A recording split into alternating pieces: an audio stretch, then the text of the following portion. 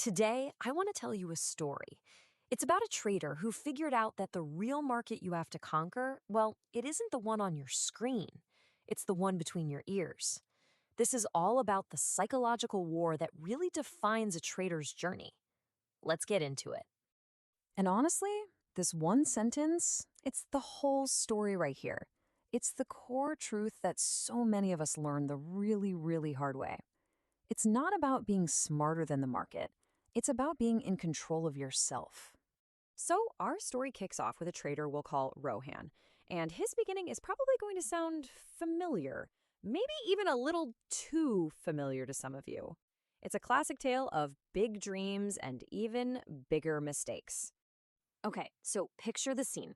You've got a laptop, a pretty modest starting capital of 50,000 rupees, but this massive, all consuming dream of financial freedom. The problem? His whole approach was just wrong. He was chasing those explosive, quick profits, jumping on every so called guaranteed strategy he found online. Let's be real, he wasn't trading, he was gambling. And this is what's so dangerous, right? It creates this illusion that you know what you're doing. That thrill of doubling your account in a single day, man, it's a powerful drug. But it was just the market playing with him. Because most days, it snatched everything back and then some. It's a brutal cycle of feeling like a genius one minute and a total fool the next. Anyone who's ever blown up an account, they remember that day. It always starts out just like any other, but it ends up being the day the lesson gets permanently burned into your brain. For Rohan, it all happened on a random Tuesday. First up, the classic catastrophic mistake. He was fueled by a toxic mix of greed and revenge trading, trying to win back his losses in one big shot. So he went all in. He took on way, way more risk than his small account could ever handle. And then, as the trade started to go south, he broke the number one rule. That safety net he'd put in place for himself? Yeah, he just pretended it wasn't there. He was just sure it was going to turn around any second. You can almost hear the voice in his head, can't you? Just a little more room. It's going to bounce from here, I know it. He wasn't trading based on a plan anymore, he was just hoping.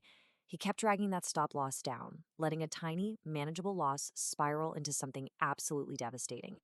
And that was the damage. In just a few hours, his account was completely wiped out. Almost all of his starting capital, gone. The silence after a loss like that is just, it's deafening. It's that rock bottom moment of total failure. But here it is. This is the moment the entire story pivots.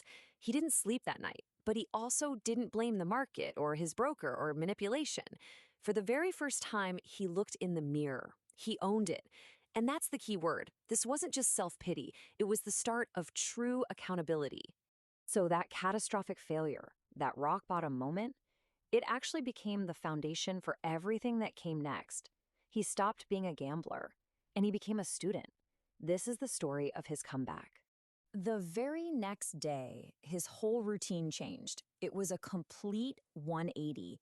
He didn't fire up the charts looking for a trade. He opened them like he was opening a textbook. He wasn't trying to make money anymore. He was just trying to understand. He dove deep into price action, into market psychology, into how the big institutions actually move the market. Okay, so learning is one thing. It's great. But how did he actually translate all this new knowledge into rebuilding his account? I mean, how do you come back from just 7,000 rupees? The answer? Slowly, like painfully, painstakingly slowly. There were no more get-rich-quick Hail Mary plays. This was just a grind. It took him months to turn that 7,000 into 20,000.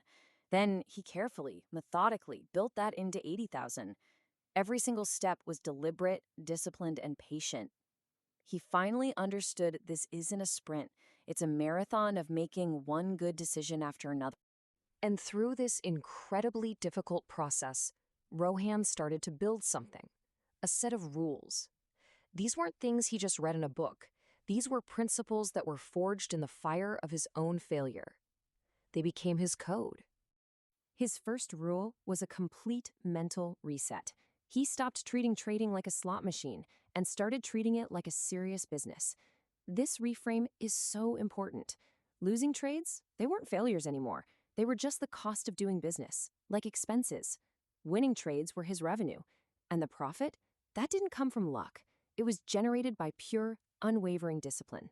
He completely gave up on that search for a perfect 100% win rate strategy. Because guess what? It doesn't exist. He finally got that trading is just a game of probabilities. All he aimed for was a decent 50 to 60% win rate. The real secret was risking very, very little on each trade and then letting his winners run as far as they possibly could. And this just perfectly shows the shift in his thinking. The gambler says, I think the market will go up. It's based on a feeling, on hope. The master says, if the condition in my plan matches, I will execute the trade.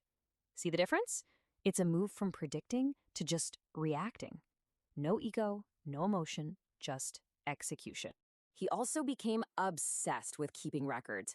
Every single trade, every little mistake he made, and this is the big one, every emotion he felt during the trade, fear, greed, anxiety, impatience, he wrote it all down.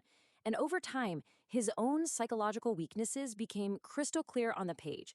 And once he saw them, he could start to fix them. So here they are, the 8 pillars he built his entire career on.